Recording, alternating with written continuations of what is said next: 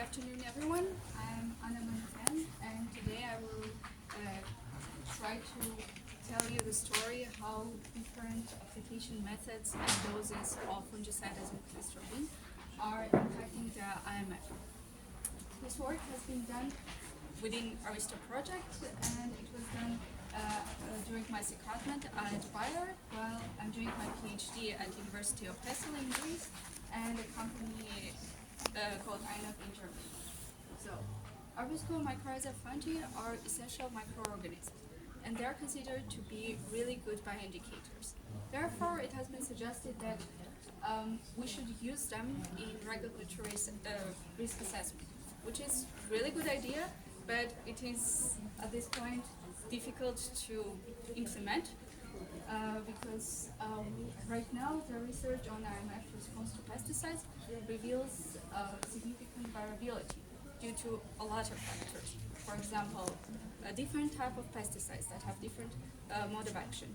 The doses are different. The way that we're doing the application of pesticides everywhere is completely different. Environmental factors, different IMF species, even different isolates of IMF from the same species are having completely different response to the pesticide. So it is quite difficult to see what to do with them. But another level of complexity is that these microorganisms are obligate biotrophs. It means that they are really associated with the plants. Therefore, when we are doing application of pesticides, it is hard to actually distinguish if it's direct effect or indirect effect on IMF. Therefore, we decided to design a kind of experimental approach where we can have a differentiation between direct and indirect effects and see what is actually the sensitivity between all these differences. So we performed a greenhouse trial and we created really favorable conditions for IMF development, which is also quite difficult approach in greenhouse to do. And we decided to go with 3 different recommended application rates, 1-time dose, 2-time dose, which are really nice, and chose also 20-time recommended dose, which is more like curiosity of researcher, what will happen to the fungi. And we went with 3 application modes. So soil mixing, which is, we can say, more or less similar to the in vitro testing, just doing it in the soil system. Foliar spray, when we applied the pesticide on the leaves of the plant, but we completely covered the soil surface. And the other one was doing the drenching of the pesticide.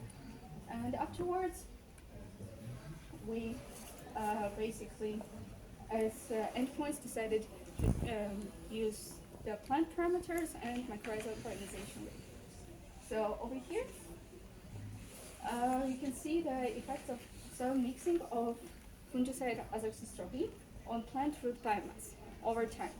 So basically, we could see that at the initial stages, when we had the recommended dose, it had some impact on the root biomass, but that effect wasn't seen at the later stages.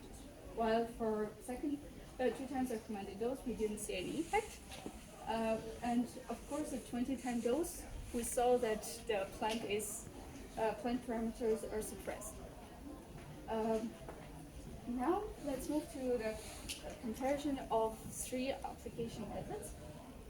In general, we can say that the recommended dose and 2 times recommended dose didn't have any impact on the plant, and it didn't matter how we applied the pesticide. But when we did the application of 20-time dose, here started the interesting part. Of course, it is not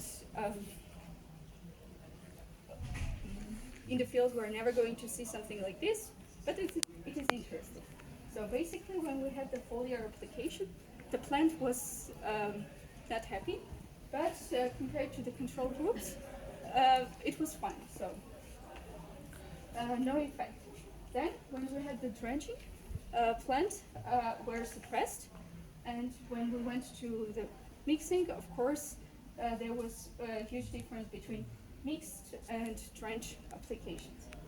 When we did checks for the mycorrhizal colonization rate, here was the interesting part.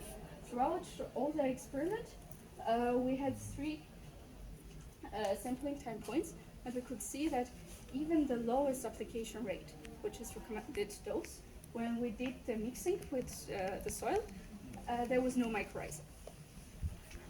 But when we went for comparing the application methods, we could see that only the 20-time dose was affecting the colonization rate, which was indirect effect. Afterwards, we had the drench application, and of course, in this case, the colonization showed a dose-dependent regression, and only after that, the mixed soil mixing had the worst impact on mycorrhiza.